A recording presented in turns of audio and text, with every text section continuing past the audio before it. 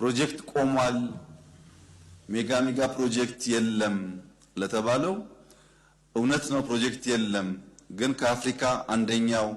ኤርፖርት ኢትዮጵያ ውስጥ ተጀምሯል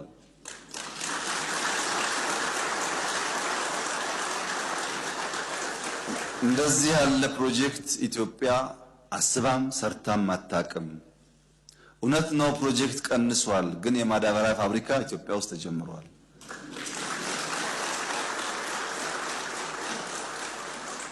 ፕሮጀክት ቀንሷል የጋዝ ፌዝ 1 ጨርሰን ፌዝ 2 እና ሪፋይነሪ እየሰራን ነው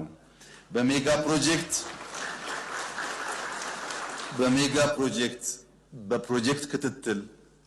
በፕሮጀክት አፈጻጸም በፕሮጀክት አመራር እንኳን ኢትዮጵያ ውስጥ ድፍን አፍሪካ ገና ከኢትዮጵያ ይማራል ድፍን አፍሪካ ክብራትና ክብራን 7 ቀን ቀንና ማታ በየጥሻ ውስጥ የምንዞረው ፕሮጀክት ተጀምሮ ሳያልቅ እንዳይቆም ነው